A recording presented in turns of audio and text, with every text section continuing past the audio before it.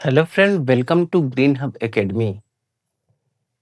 प्राचीन भारत के इतिहास के अंतर्गत आज हम पढ़ेंगे महाजनपदों का उदय।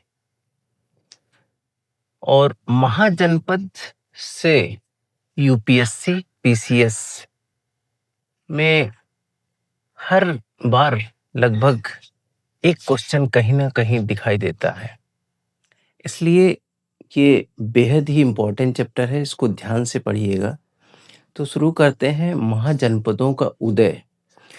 सबसे पहले जानते हैं द्वितीय नगरी क्रांति क्या होती है। तो छठवीं शताब्दी के अंतर्गत गंगा यमुना के दोआब में कुछ प्रवृत्ति दिखाई पड़ती है हमको, जिसे द्वितीय नगरी क्रांति कहा गया है।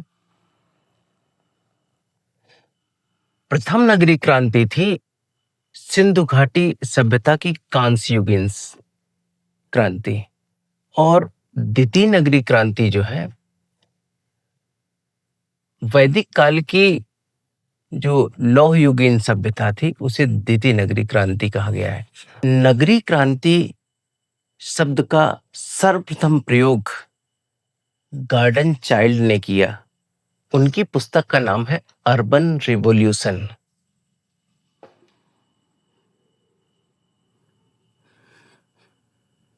नगरी क्रांति शब्द का जो है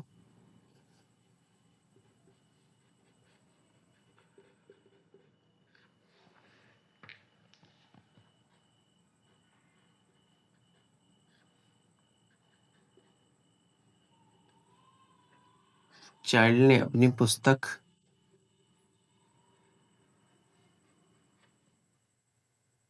रिवॉल्यूशन में किया है। नगरी क्रांति के कुछ आवश्यक तत्व हैं, जैसे इसके आवश्यक तत्व यदि देखें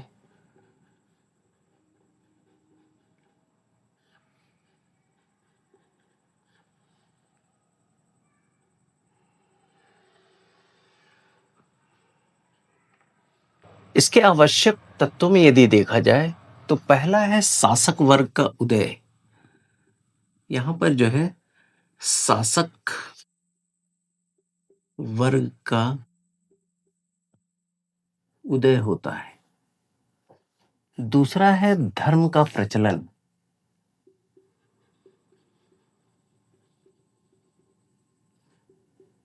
प्रचलन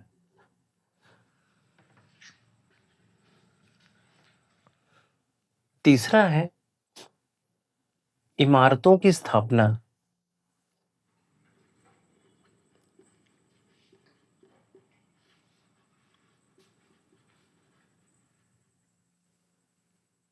स्थापना उसके बाद है व्यापार वाणिज्य।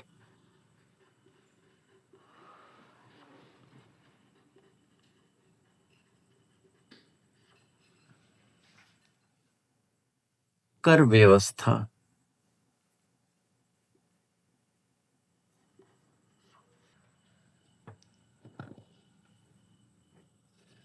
इमारतों का अस्तित्व।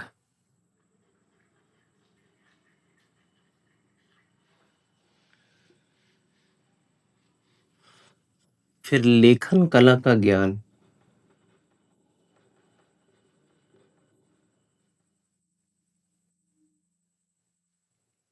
ज्ञान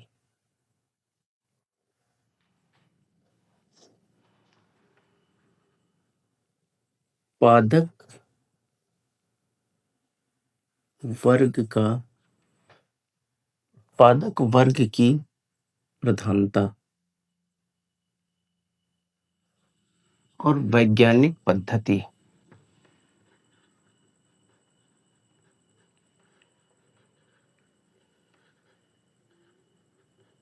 पद्धति तो नगरी क्रांति के लिए जो आवश्यक तत्व है, जैसे शासक वर्ग का यहाँ पे उदय हो रहा है, धर्म का प्रचलन हो रहा है, इमारतें जो है वो अस्तित्व में दिखाई देती हैं, व्यापार वाणिज्य का विकास यहाँ पे दिखाई दे रहा है, या शुरुआत भी कह सकते हैं।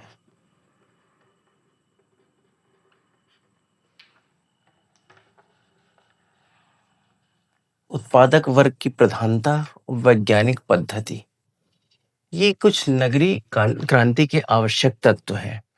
इसके बाद क्या होता है, 5वीं शताब्दी में कुछ सिक्के जो चले, जैसे पंचमार्ग या आहत सिक्के, जिनको बौद्ध पीरियड में करसापड़ कहा गया है, वो चांदी के सिक्के थे। तो 5वीं सदी में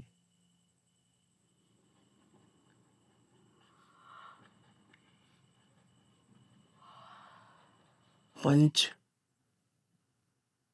मार्क्ड या आहत सिक्कों की शुरुआत हुई।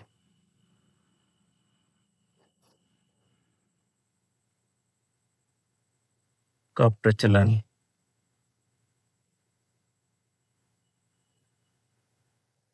और इनका उपयोग जो है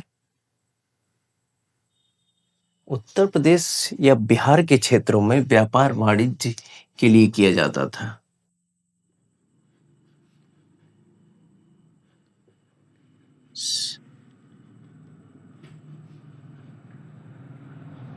बिहार क्षेत्रों में व्यापार और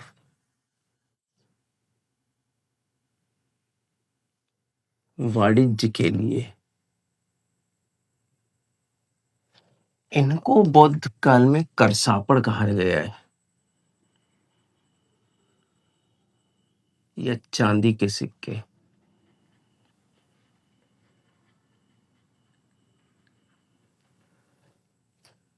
और यहां से जो है यूपीएससी में क्वेश्चन पूछा गया है, करसापड़।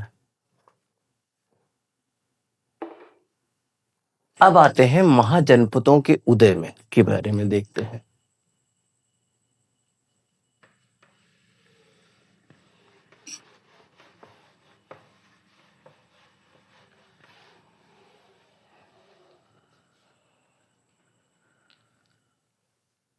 महाजनपदों का उदय, महाजनपद जिसका अर्थ होता है महाजनपद, जिसका अर्थ है महान राज्य, इसका अर्थ है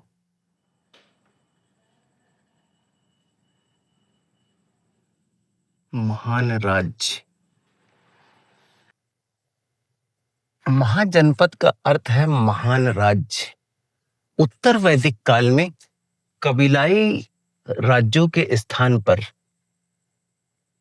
क्षेत्रीय राज्यों ने स्थान ले लिया, और 6वीं शताब्दी तक ये जो है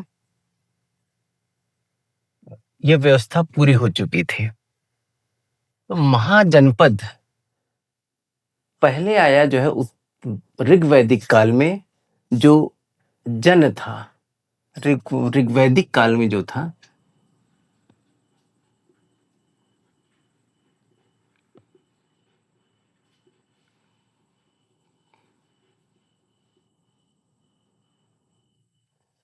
ऋग्वैदिक काल में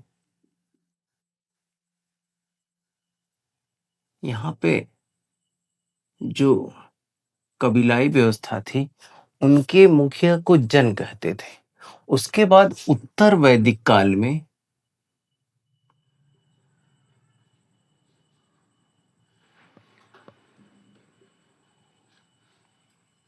ये जनपद हो गया,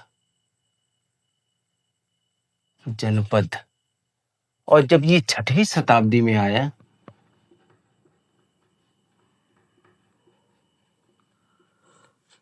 तो ये जन और जनपद मिलकर महाजनपद कहलाए।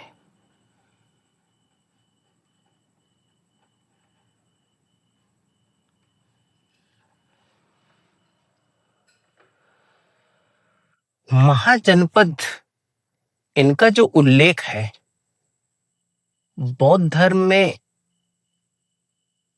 जो है अंगुत्तर निकाय और जैन ग्रंथ भगवती सूत्र में महाजनपदों के बारे में जो है विस्तृत जानकारी मिलती है।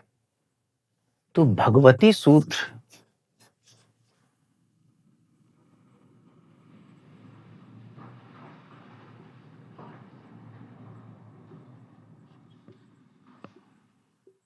ये जैन ग्रंथ और अंगुत्तर निकाय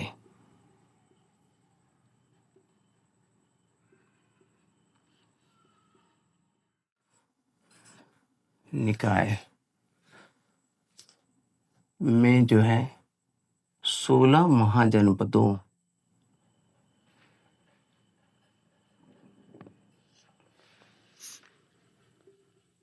की सूची दी गई,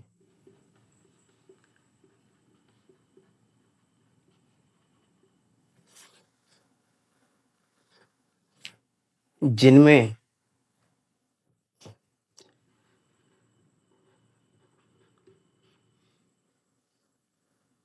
अंग, मगध,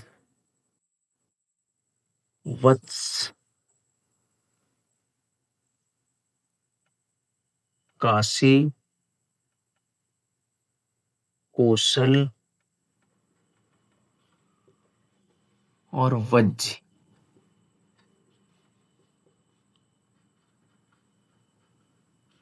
ये जो है समान रूप से दिए गए हैं।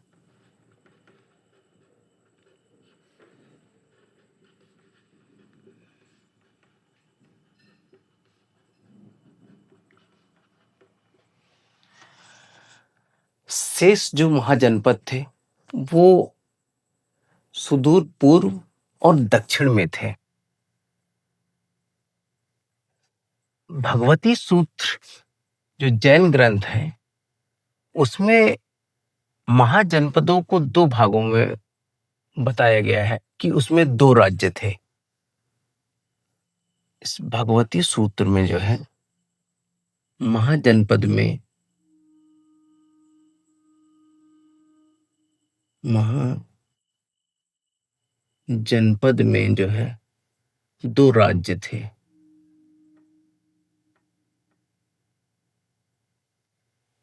एक था राजतंत्र, दूसरा था गणतंत्र।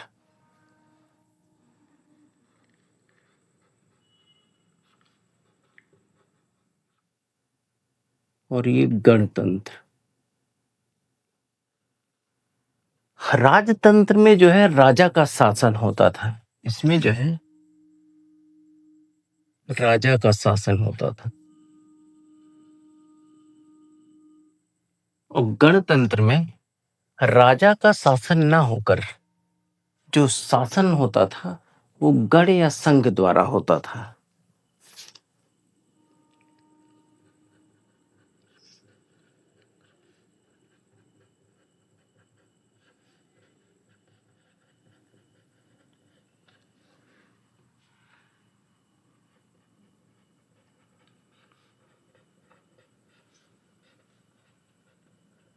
संघ द्वारा होता था। तो उस समय महाजनपदों के अंतर्गत दो गणतंत्र थे, एक वज्जी और मल्ल।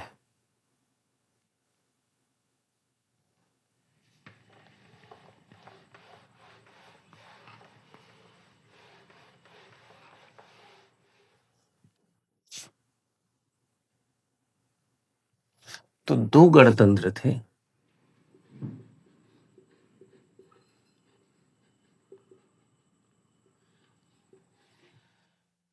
एक था वज्जी संघ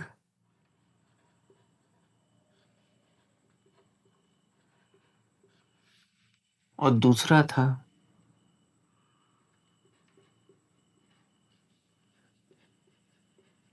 मल्ल। ये दो गणतंत्र थे उस समय।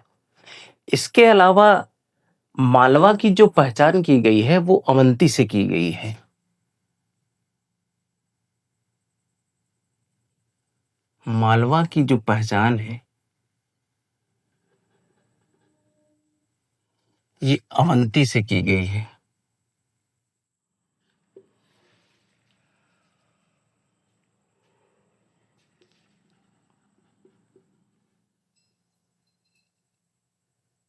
और मल्ल की पहचान मोल से की गई है।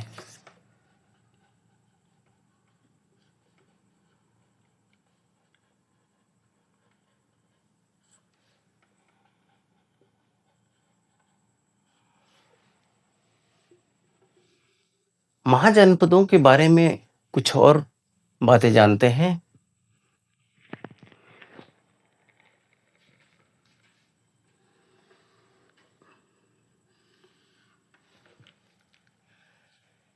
यदि सबसे उत्तरी महाजनपद देखा जाए,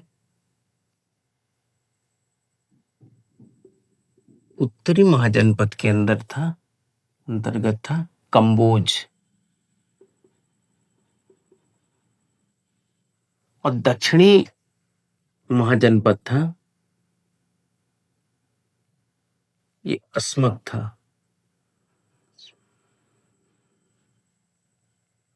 और पश्चिमी महाजनपद देखें तो ये था मत्स्य महाजनपद। और पूर्वी महाजनपद देखा जाए,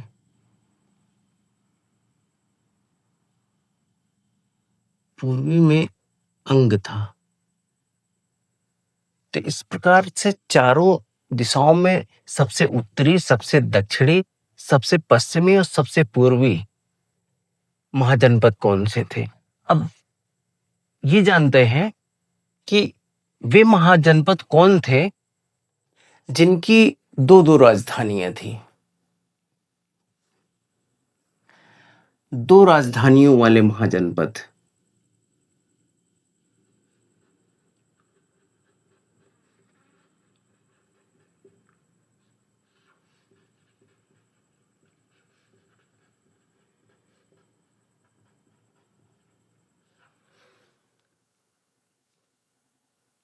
तो दो राजधानियों वाले महाजनपद में पहला है पांचाल महाजनपद। पांचाल, इसकी जो है उत्तरी पांचाल की राजधानी थी, उत्तरी पांचाल की राजधानी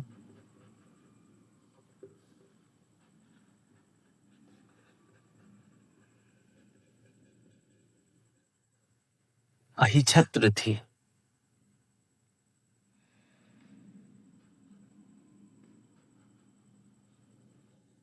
और दक्षिणी पांचाल की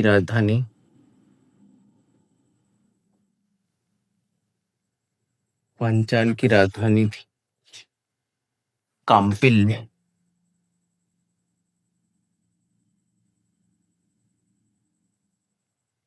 इसके अलावा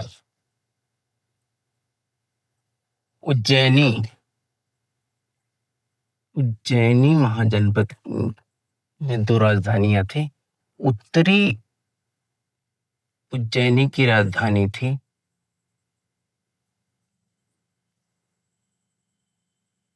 अवंती महाजनपद। अवंती, इसकी उत्तरी जो राजधानी थी वो उज्जैनी थी, उज्जैनी।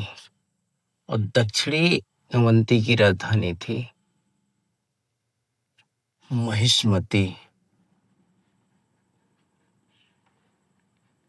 जिसे माहेश्वर भी कहते हैं, महेश्वर।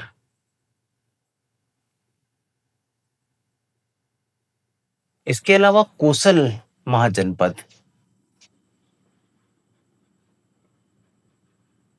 कोसल, उत्तरी कोसल की राजधानी थी श्रावस्ती,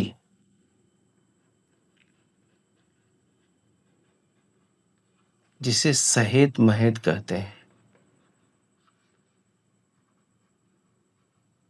महेत। और दक्षिणी जो है कोसल की राजधानी, दक्षिणी कोसल की राजधानी थी कुशावती, कुशावती या साकेत। तो ये थे दो राजधानियों वाले महाजनपद। इसके बाद अब हम देखते हैं एक एक महाजनपदों का जो है उदय कैसे हुआ, उसकी विशेषता क्या है।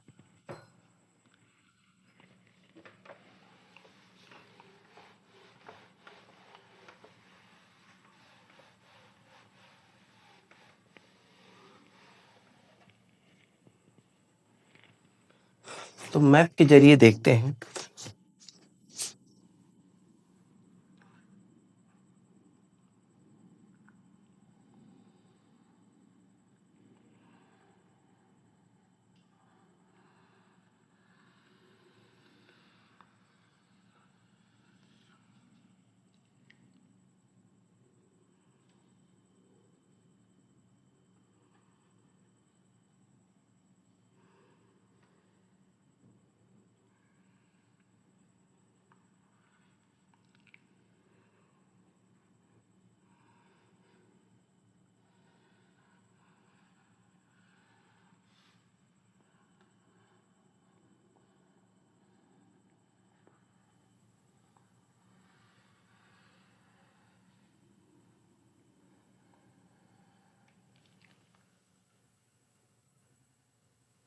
देखते हैं इसमें महाजनपदों की स्थिति क्या है।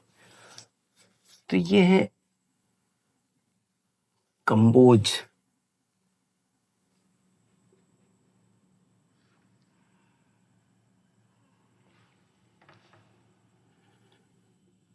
यहाँ पे है गांधार।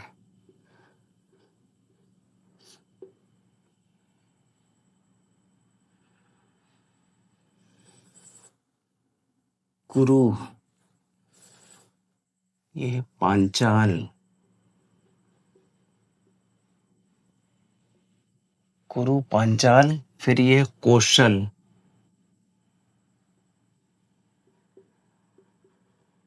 कौशल। कौशल के बाद है यहीं पे है मल।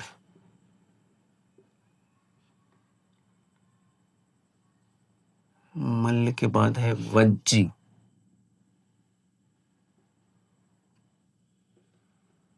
वज्ज के बाद ये है अंग।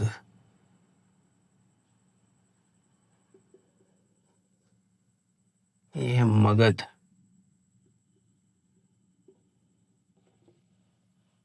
मगध के बाद यहाँ पे है काशी। काशी। काशी के बाद है वत्स।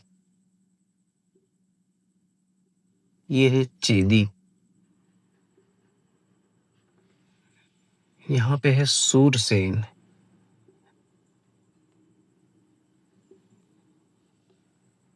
ये है मत्स्य जनपद। मत्स्य महाजनपद। यहाँ पे है अवंती।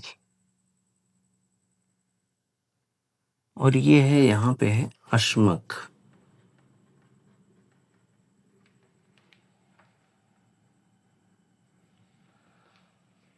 ये हो गए 16 महाजनपद। अब इनकी एक एक महाजनपद की विशेषता देखते हैं।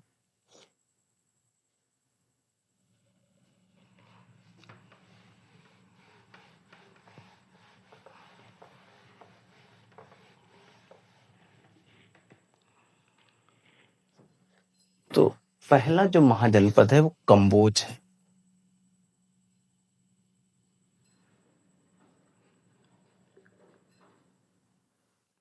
कंबोज। कंबोज जो है ये कश्मीर व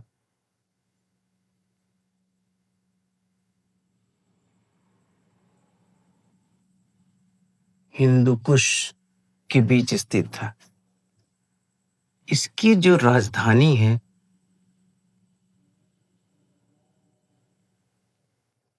इसकी राजधानी है राजपुर या हाटक, जो वर्तमान में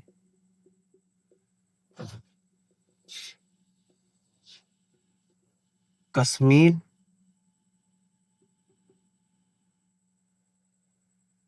का राजौरा क्षेत्र है।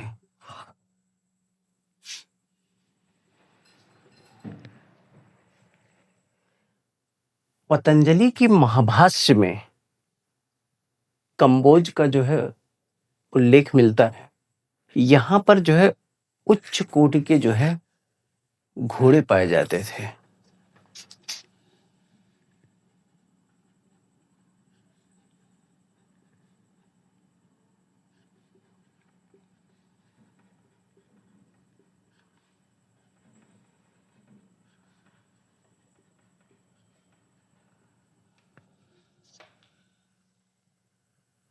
इसके बाद अगला महाजनपद है गांधार।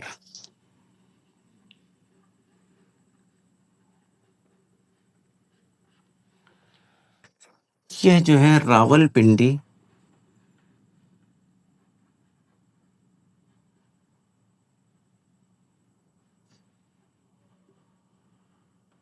पाकिस्तान में पड़ता है। इसकी राजधानी थी तक्षशिला।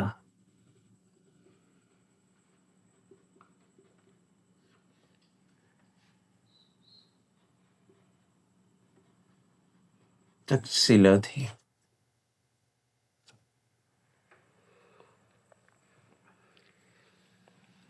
जो तक्षशिला है वो जो महाराजा भरत थे उनके पुत्र तक्ष के नाम पे जो है इसका नाम जो है तक्षशिला पड़ा था। और महाभारत काल में जो है धृतराष्ट्र की पत्नी और दुर्योधन की मां गांधारी ये जो है यहीं की राजकुमारी थी।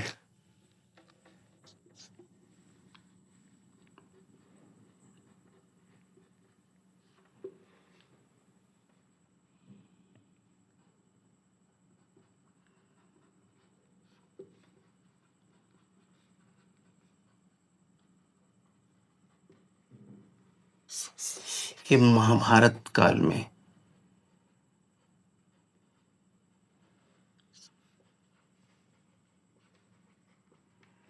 गांधार की और विशेषता देखें यदि तो इसका जो है उल्लेख अथर्ववेद में मिलता है।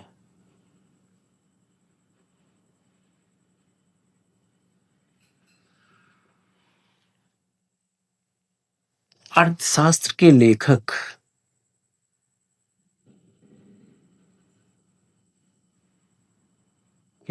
जो थे कौटिल्य।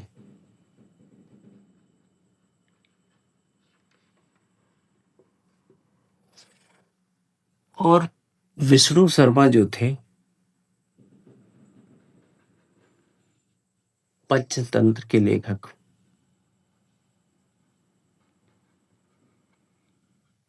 ये जो है तक्षशिला विश्वविद्यालय के आचार्य थे उस समय।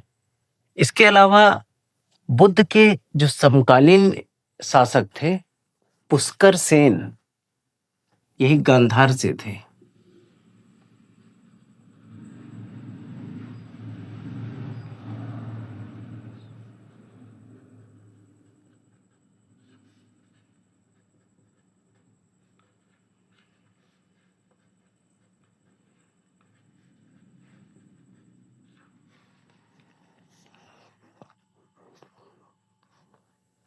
और अष्टाध्यायी के जो लेखक हैं वो पाणिनि वो उनका निवास स्थान गांधार था।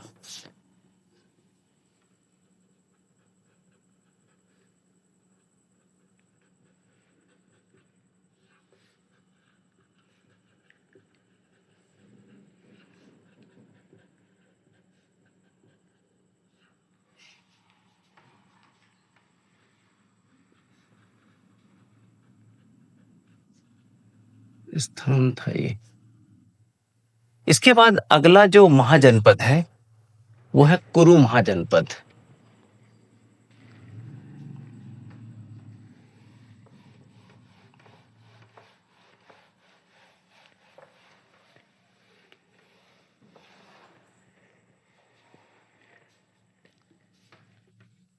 ये है तीसरा कुरु महाजनपद।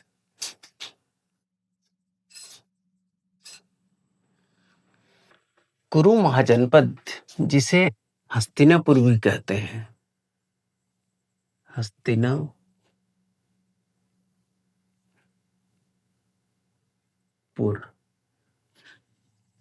यह जो है मेरठ या हरियाणा के अंतर्गत था।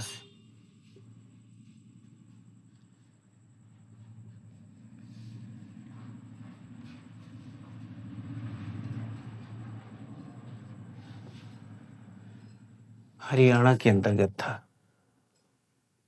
और इसकी राजधानी जो थी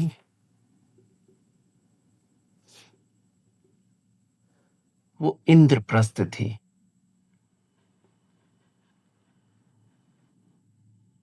इंद्रप्रस्थ थी। जो महाभारत का युद्ध हुआ वो कुरुक्षेत्र में हुआ।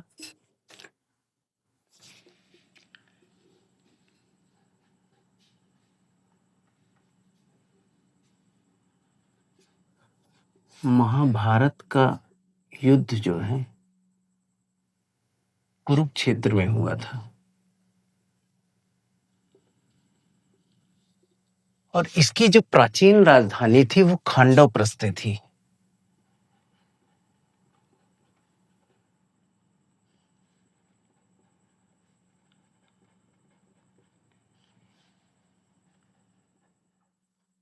खांडवप्रस्थ।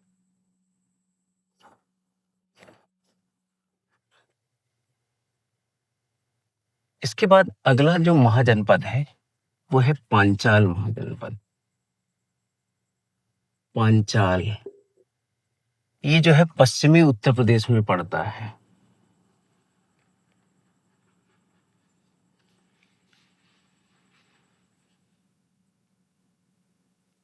पश्चिमी उत्तर प्रदेश। इसकी जो दो राजधानियां थी, उत्तरी पांचाल की जो राजधानी थी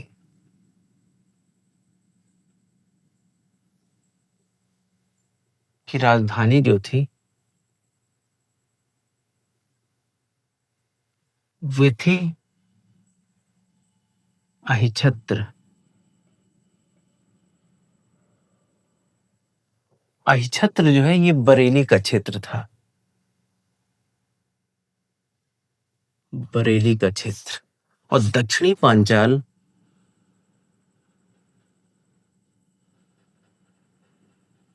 पांचाल की जो राजधानी थी वो कांपिल्य थी। कांपिल्य थी। ये फर्रुखाबाद का क्षेत्र था।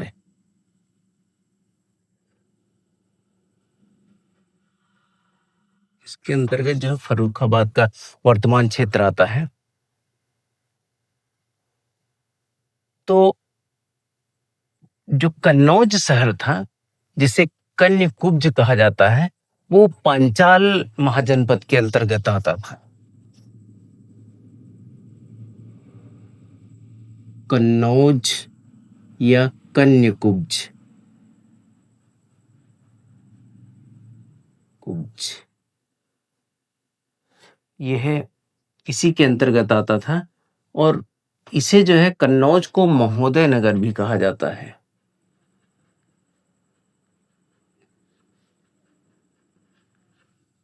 नगर कहा जाता है। इसके बाद जो है अगला जो महाजनपद है, पांचवा महाजनपद,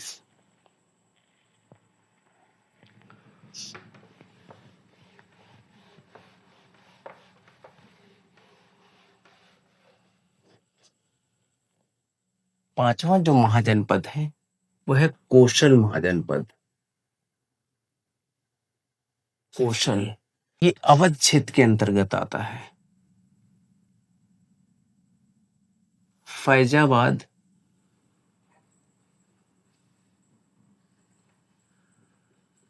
गोंड।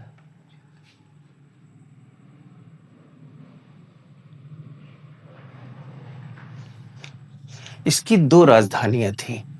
उत्तरी कौशल जो है, उत्तरी कौशल की राजधानी थी श्रावस्ती।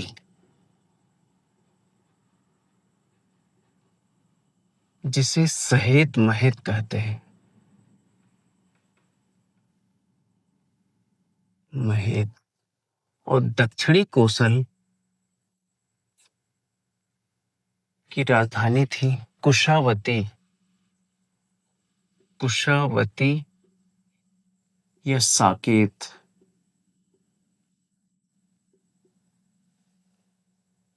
ये जो है सरयू नदी के किनारे स्थित था।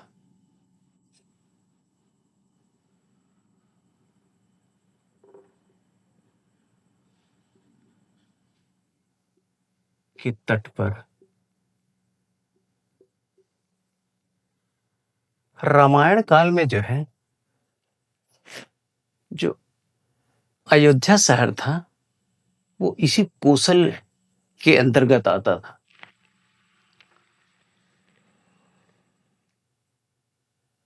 और यहाँ के जो राजा थे प्रसेनजीत, यहाँ के जो राजा थे, शासक जिसको बोलते हैं, यहाँ के जो शासक थे प्रसेनजीत, ये बुद्ध के समकालीन राजा थे।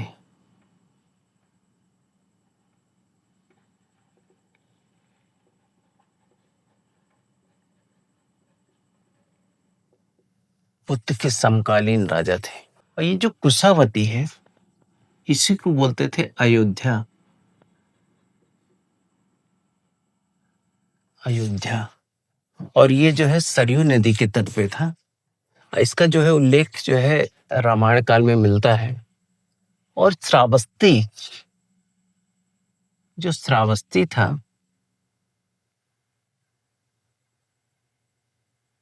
इसी के अंतर्गत कपिल वस्तु आता है। कपिल वस्तु। और कपिल वस्तु में लुम्बिनी नामक जगह पर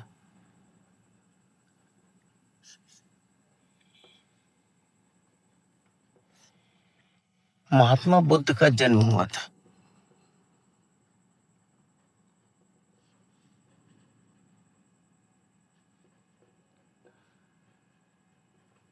जन्म हुआ था। इसके बाद जो है अगला महाजनपद है, छठवां जो महाजनपद है वो है मल्ल जनपद। मल्ल महाजनपद। और ये जो है देवरिया, उत्तर प्रदेश और पश्चिमी बिहार क्षेत्र में आता है।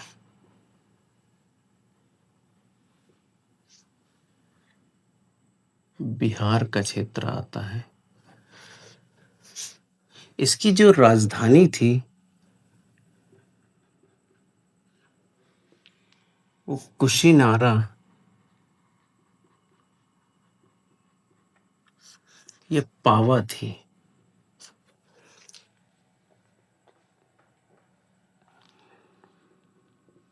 मल्ल महाजनपद का जो उल्लेख है वो वाल्मीकि के रामायण में मिलता है।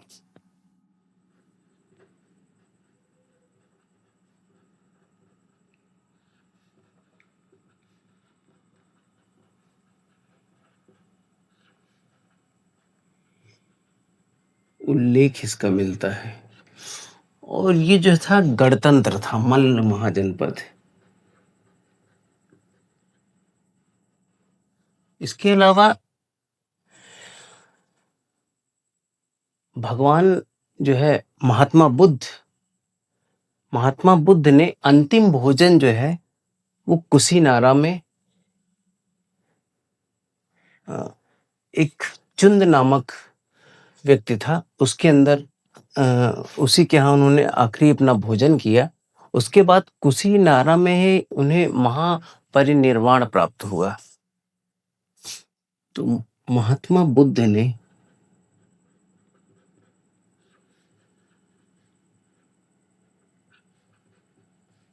अंतिम भोजन किया था।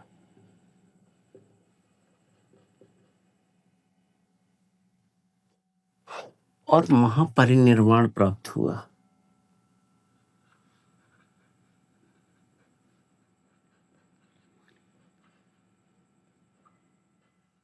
निर्वाण जो है इसमें को प्राप्त हुआ।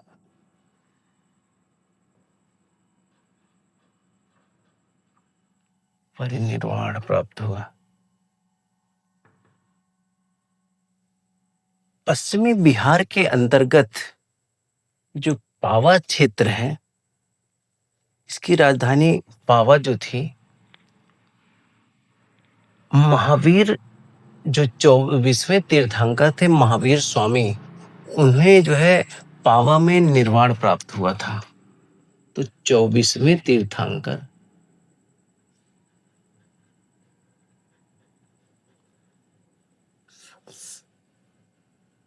महावीर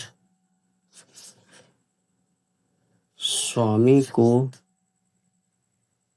पावा में जो है निर्वाण प्राप्त हुआ था। इसके बाद अगला जो महाजनपद है वह है वज्जी महाजनपद।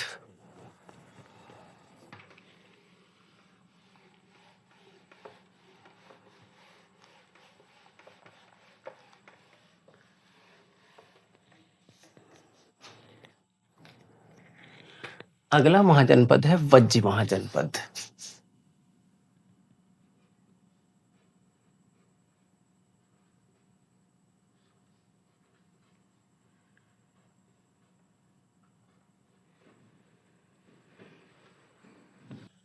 वज्जी महाजनपद जो है ये बिहार के अंतर्गत आता है। इसकी राजधानी जो थी वह वैशाली थी।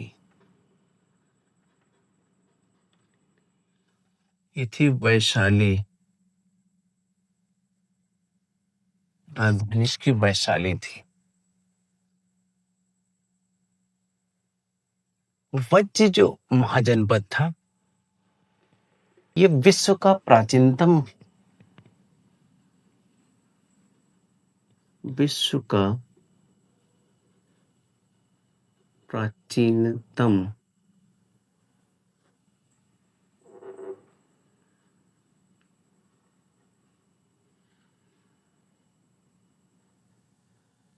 गणतंत्र था। विश्व का प्राचीनतम या कह सकते हैं गणतंत्रात्मक व्यवस्था थी।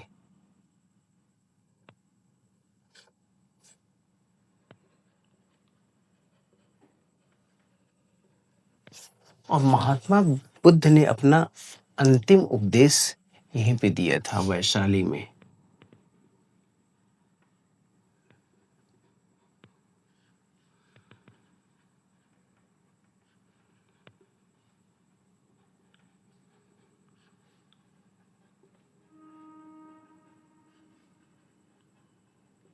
उपदेश दिया था। इसके अंतर्गत 8 वंश शामिल थे। इसके अंतर्गत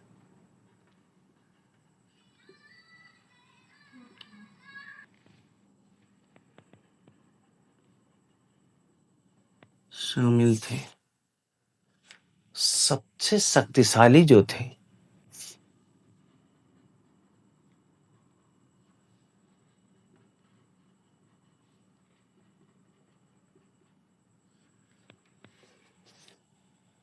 लिच्छवी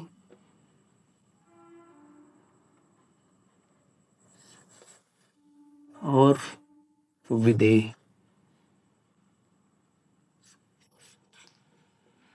और लिच्छवी की राजधानी थी वैशाली और विदेह की राजधानी थी मिथिला।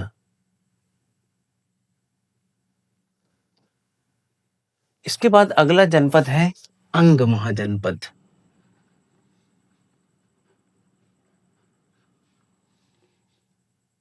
अंग महाजनपद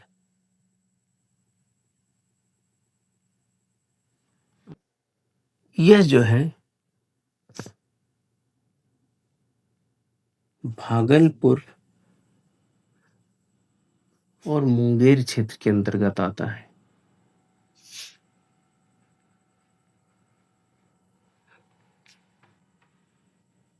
इसके इसकी जो राजधानी है वो है चंपा। और यह जो है गंगा और चंपा नदियों के संगम पे स्थित है। नदी के संगम पर स्थित है। इसके जो स्थापत्यकार थे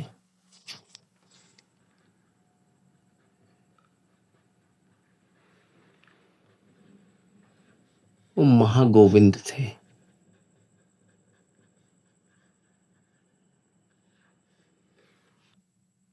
बिंबिसार के शासन काल के अंतर्गत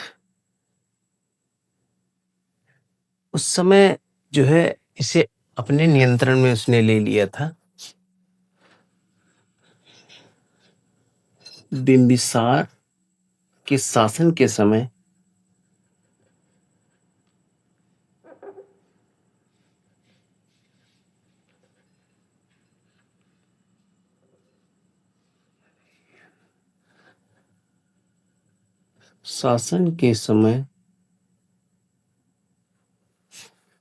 इसे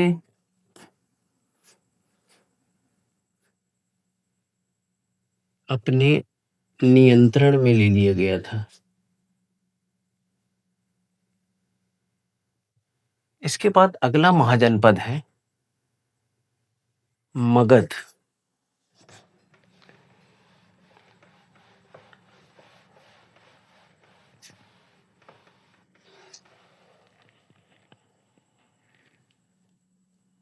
जो 9वां महाजनपद है ये मगध है।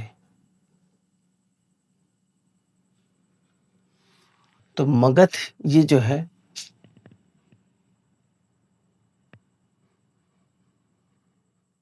बिहार में पटना के जो आसपास का क्षेत्र है वहां पे पड़ता है। इसकी जो राजधानी थी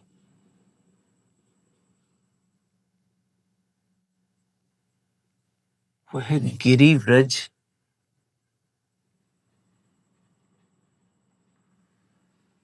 या राजगृह थी। और अथर्ववेद में जो है इसका उल्लेख मिलता है।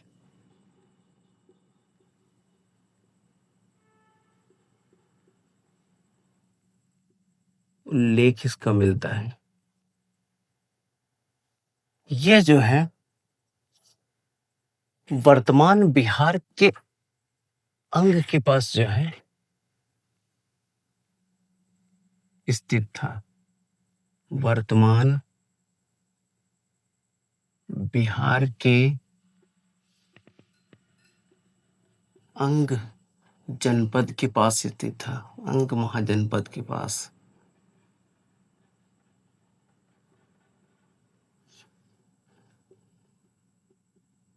स्थित था। मगध जो है ये जो है जैन धर्म का केंद्र बन गया था। जैन धर्म के प्रचार का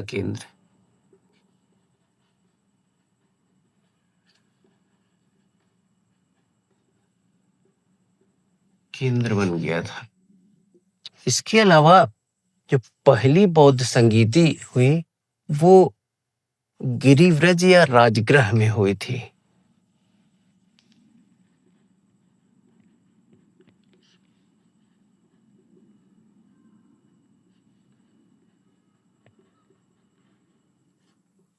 ये राजगृह में हुई थी। अगला महाजनपद है काशी महाजनपद।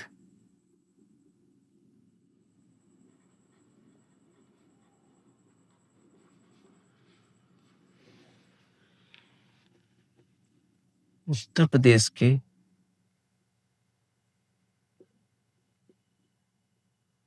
वाराणसी में आता है। इसकी राजधानी भी वाराणसी थी। ये वाराणसी थी।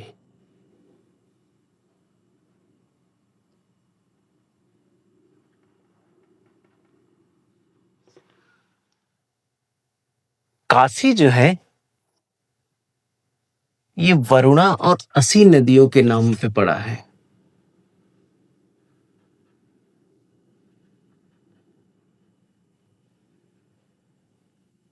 असी नदी के नाम पर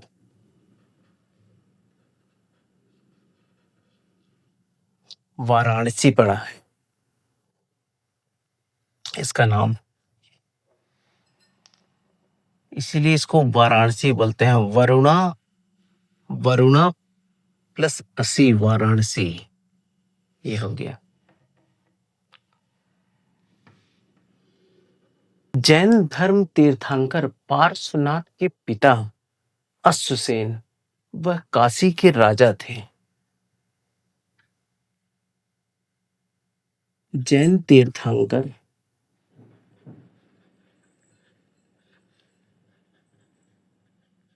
पार्श्वनाथ के पिता अश्वसेन ये काशी के राजा थे।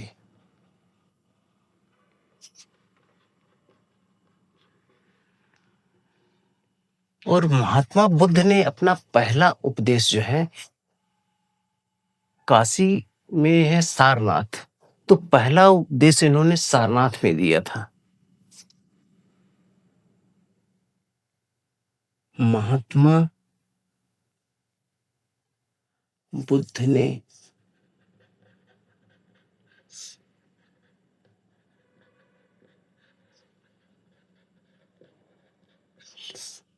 ये जो है सारनाथ में दिया था।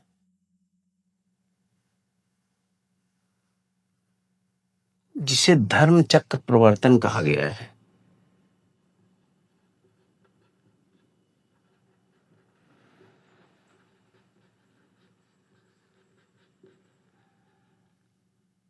प्रवर्तन कहा गया। इसके बाद अगला जो महाजनपद है वो है वत्स महाजनपद।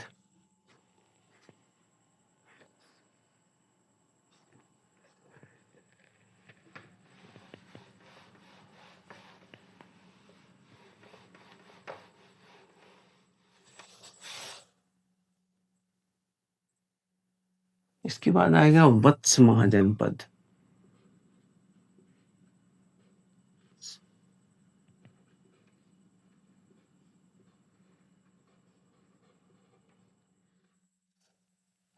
ये जो है प्रयागराज में है, के आसपास है। प्रयागराज। और इसकी जो राजधानी थी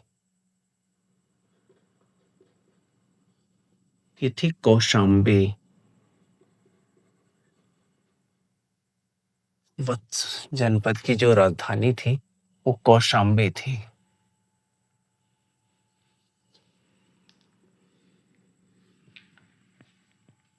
यहाँ का जो राजा था उदयन था। यहाँ का जो शासक था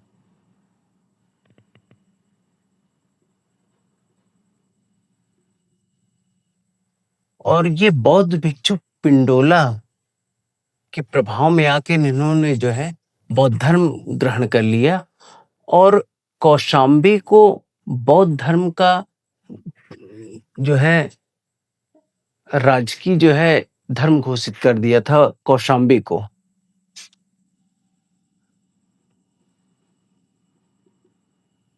कौशाम्बी को जो है राजकीय धर्म घोषित कर दिए थे।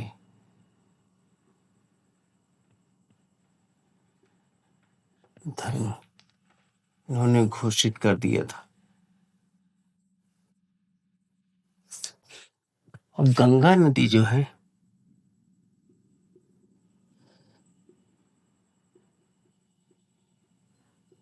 वत्स और कोसल की सीमा बनाती थी।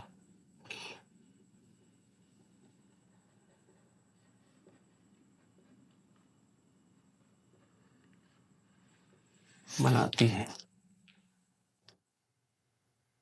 महात्मा बुद्ध ने जो है 9वां जो वर्षा वास था यहीं पर व्यतीत किया था। बुद्ध ने अपना 9वां वर्षा काल या वर्षावास व्यतीत किया था।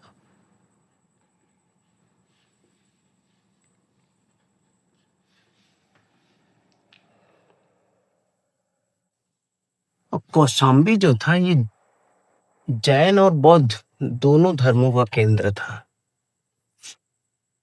ये जैन और बौद्ध दोनों धर्मों का केंद्र था।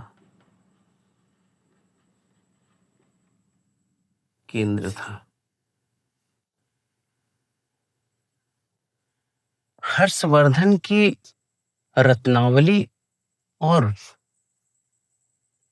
जो नागानंद है प्रियदर्शिका में जो नाटक है उसका जो नायक है वो उदयन है। हर्षवर्धन की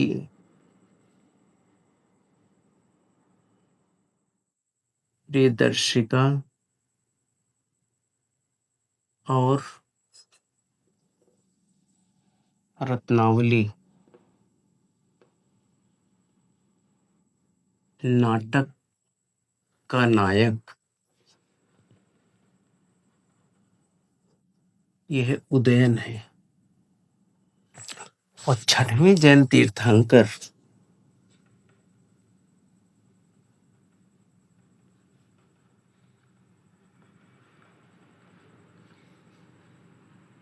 पद्म प्रभु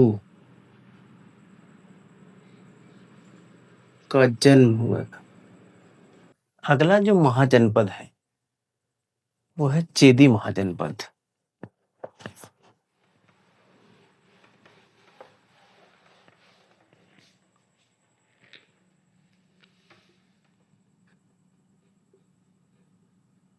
चेदी महाजनपद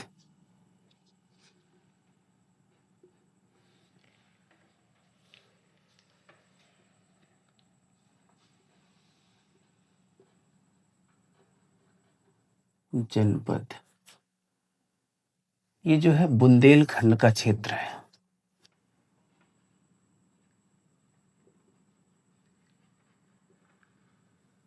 बुंदेलखंड का क्षेत्र है उत्तर प्रदेश का। इसकी जो राजधानी थी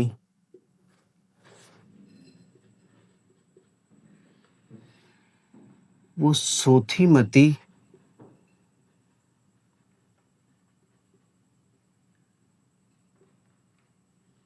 या शुक्तिमती था।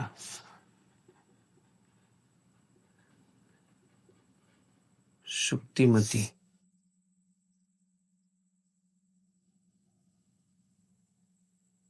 यह शुक्तिमती जो नदी थी जिसको वर्तमान में केन नदी कहते हैं उसी के तट पर ये बसा था। शुक्तिमती नदी या वर्तमान में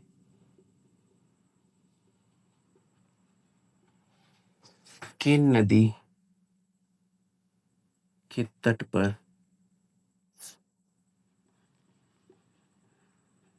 बसा था।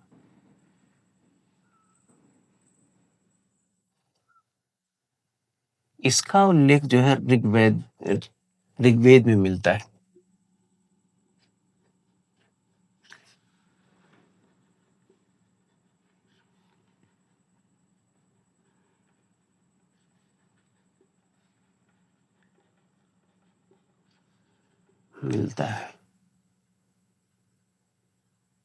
और यहाँ का जो शासक था वो था शिशुपाल।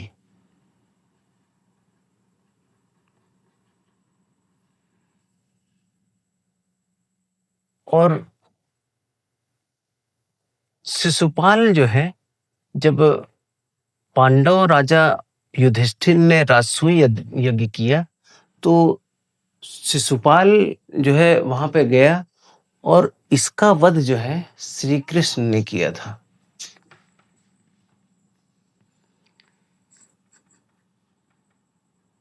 युधिष्ठिर के जो है राजसूय यज्ञ में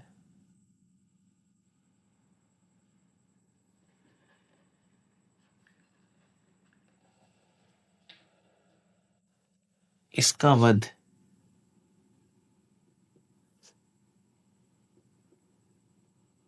श्री कृष्ण ने किया था।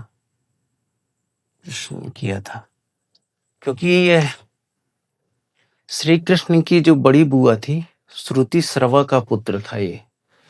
और जब ये पैदा हुआ, तो इसके शरीर में कई जगह इसके अंग जो है अलग अलग, जो है इसके कई अंग निकले। तो उसी समय कृष्ण जो है वहां पे गए हुए थे। जब इसको देखते हैं और छूते हैं, तो चूंकि पहले जब ये पैदा हुआ तो इसकी भविष्यवाणी हुई थी कि जो व्यक्ति इसको टच करेगा, उसके स्पर्श करेगा, करते ही जो इसका जो शरीर होगा वो सुव्यवस्थित हो जाएगा, और उसी के हाथों इसका वध होगा। तो जब ये कृष्ण जाते हैं, तो शिशुपाल को जैसे ही छूते हैं, तो उसका जो शरीर था एकदम सही हो जाता है। तो उनकी जो बुआ थी वो देख के ये डर जाती हैं और उनसे वचन मांगती हैं कि तुम मेरे जो है पुत्र का वध तो नहीं करोगे। तो उन्होंने कहा कि इसकी जो है मैं 100 गलतियां जो है माफ कर दूंगा, लेकिन 101वीं गलती जो होगी वो जो है माफ नहीं करूंगा। तो इसी जब आगे चलकर युधिष्ठिर राजसूय यज्ञ करते हैं, तो उसी यज्ञ में ये भी शामिल होता है। और जैसे ही कृष्ण आते हैं तो उनको जो है ये गालियां देने लगता है, और जैसे इसके 100 अपराध जो है पूरे होते हैं, तो इसका जो है वध कर देते हैं। तो यही चेदी महाजनपद से ये शिशुपाल जो है बिलोंग करता था। इसके बाद अगला जो महाजनपद है वो है सूरसेन महाजनपद।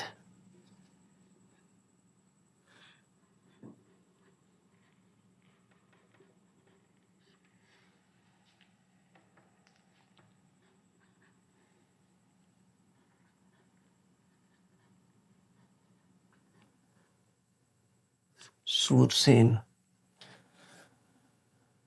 ये पश्चिमी उत्तर प्रदेश में पड़ता है।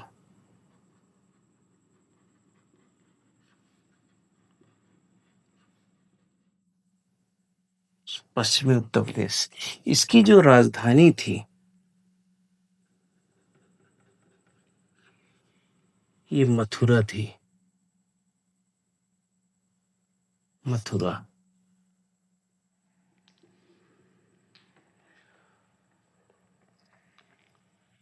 और मथुरा जो है, चूंकि श्री कृष्ण की जन्मभूमि भी कही जाती है, ये द्वापर युग में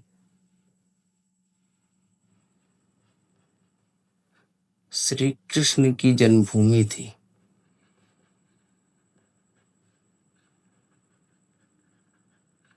और इसकी जो राजधानी थी, यमुना नदी के तट पर स्थित थी।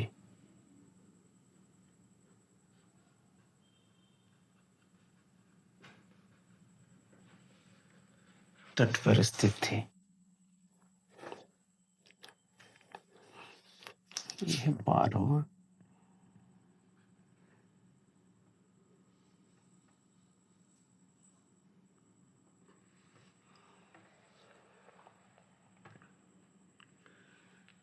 और यहाँ का जो शासक था,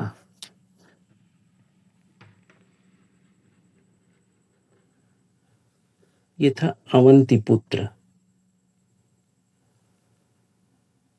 पुत्र ये बुद्ध का शिष्य था।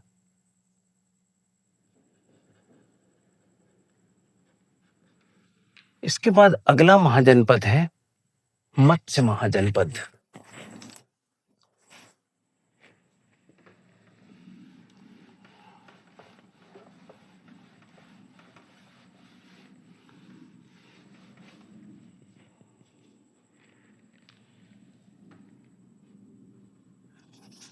ये है मत्स्य महाजनपद।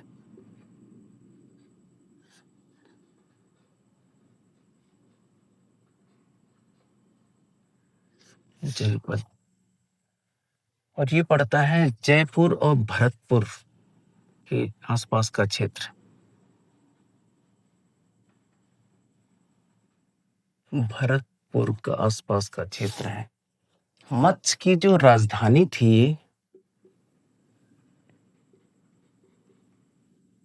ये थी विराटनगर।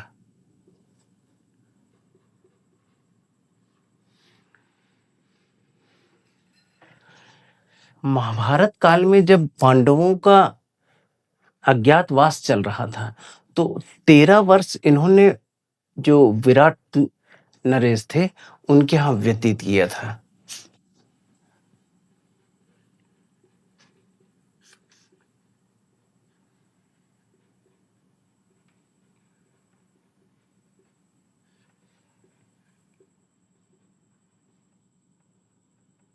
पांडवों के अज्ञातवास के 13 वर्ष यहीं पर व्यतीत हुए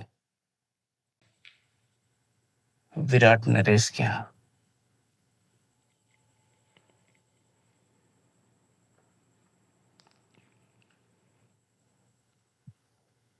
इसके बाद जो अगला महाजनपद आएगा अवंती महाजनपद है।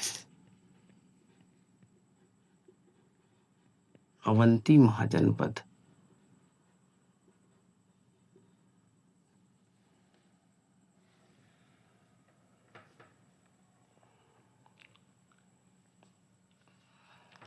अवंती महाजनपद जो है ये मालवा का जो क्षेत्र है, क्षेत्र के अंतर्गत आता है। इसकी 2 राजधानियां थी। उत्तरी अवंती की जो राजधानी थी वो उज्जैनी थी और दक्षिणी जो थी वो थी महिष्मती।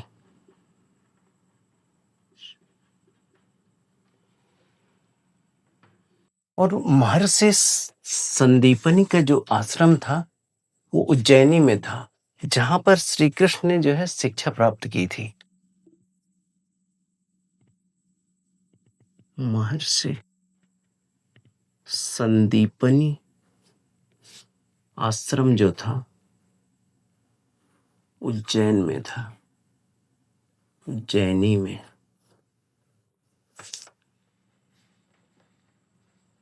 श्री कृष्ण ने जो है यहां से शिक्षा प्राप्त किए थे। इसके अलावा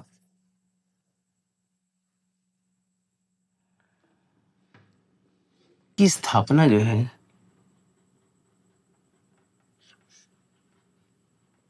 यदुवंशी क्षत्रियों द्वारा की गई थी।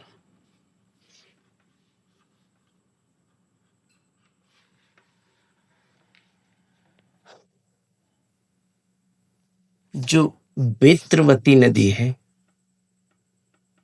जिसे बेतवा कहते हैं, यह नदी जो है उत्तरी उज्जैनी और दक्षिणी उज्जैनी इसको अलग करती है।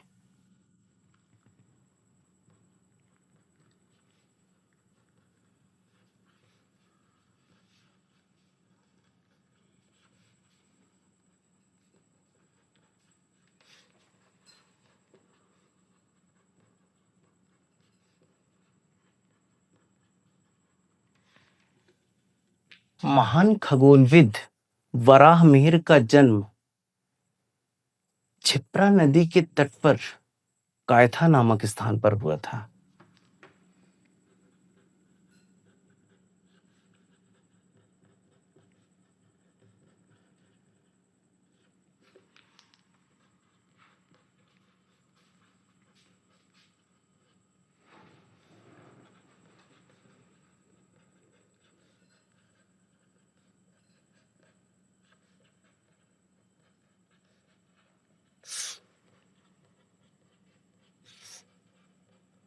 कायथा में हुआ था। इसके बाद जो अंतिम महाजनपद आएगा वो है अस्मक महाजनपद। 14, 15 और अंतिम महाजनपद जो है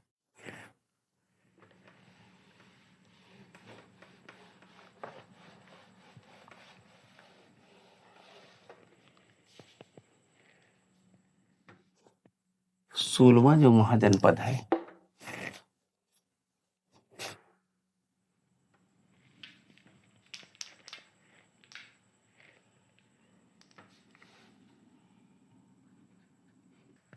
अंतिम महाजनपद है अस्मक। ये महाराष्ट्र के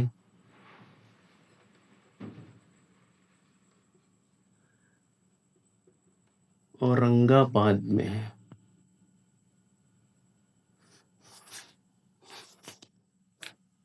इसकी जो राजधानी थी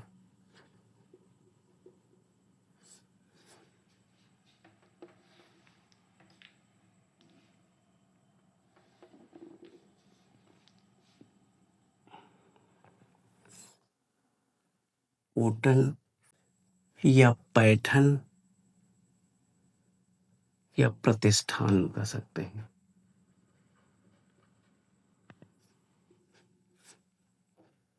यह गोदावरी और नर्मदा के तट पर स्थित था।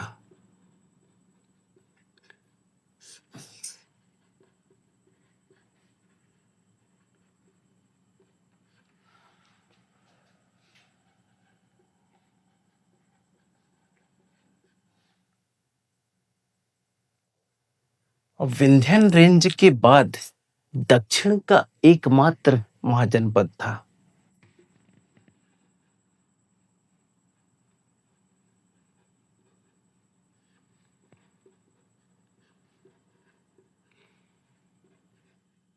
दक्षिण में एकमात्र महाजनपद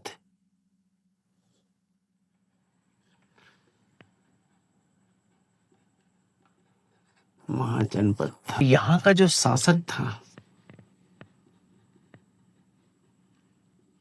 ये था ब्रह्मदत्त।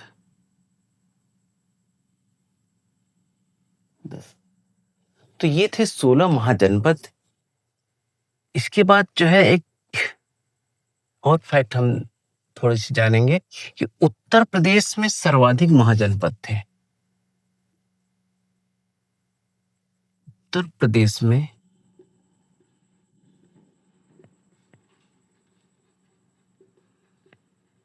सर्वाधिक महाजनपद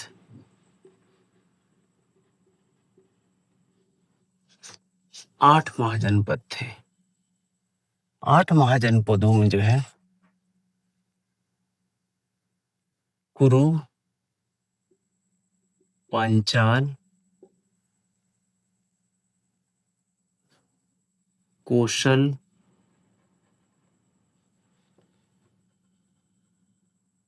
मल, काशी, वत्स, चेदी, सूरसेन,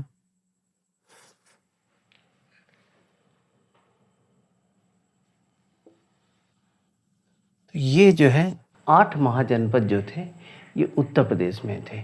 तो ये था महाजनपदों का उदय